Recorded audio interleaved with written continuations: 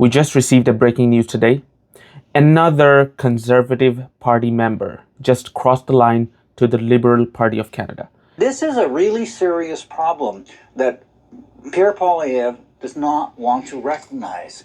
He is behaving very childlike and not as serious in the House of Commons. When you have a leader of the opposition criticizing the Prime Minister for traveling, saying he's on a vacation, when he's actually meeting global investors to invest in Canada, these are probably the kind of issues that drive somebody like a Michael Maw into the Liberal arms. Okay, I'm genuinely shocked by what's happening in Canadian politics right now.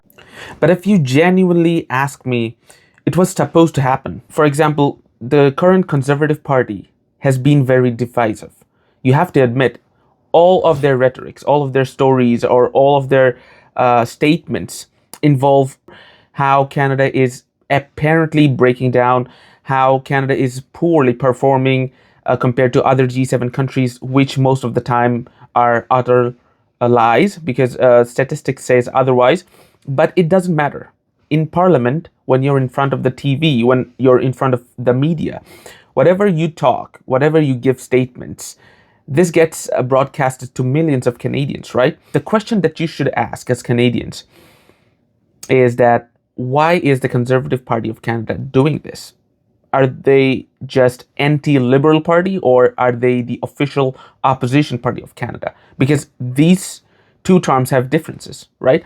Because all we can see in the Parliament right now is the leader of the opposition party, which is the Conservative Party.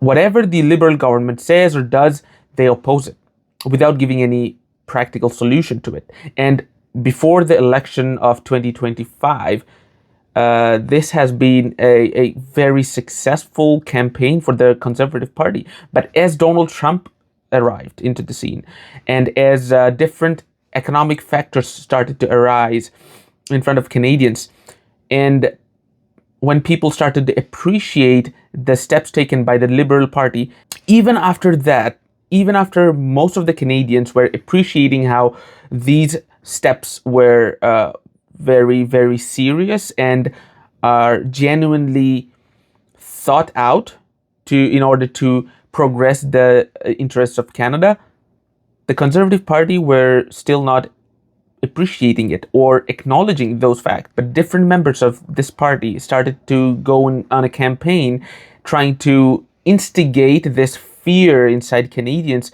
that Canada is somehow broken. People in Canada are now tired of this kind of rhetoric or gloom and doom rhetoric from the Conservative Party of Canada, whereas other parties are looking into common grounds that they can come into and work together in order to further the interests of Canada, not just the provinces. So the rhetorics are clear: division versus cooperation, and Canadians are choosing cooperation over division.